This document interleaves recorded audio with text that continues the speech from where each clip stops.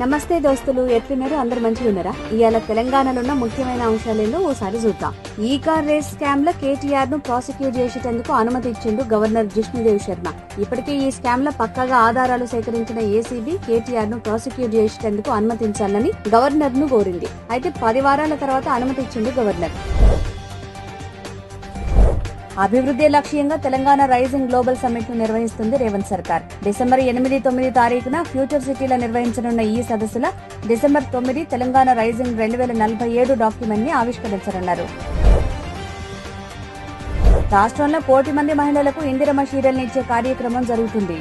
అర్హులైన లబ్ధిదారులకు మాత్రమే ఈ చీరలు అందేటట్టు ఆధార్ కార్డు చూపించడంతో పాటు ఫోటో దిగాలని నిబంధన పెట్టింది సర్కారు. పేదలకు 200 యూనిట్ల లోపు ఉచిత విద్యుత్ ఇచ్చేందుకు అమలు చేస్తున్న గృహజ్యోతి పథకంలో లబ్ధిదారుల సంఖ్య భారీగా పెరిగింది. రాష్ట్ర వ్యాప్తంగా 39 లక్షల కుటుంబాలు లబ్ధి పొందుతుండగా గ్రేటర్ పరిధిలోనే దాదాపు 40 లక్షల కుటుంబాలకు ఈ పథకం వర్తిస్తున్నది.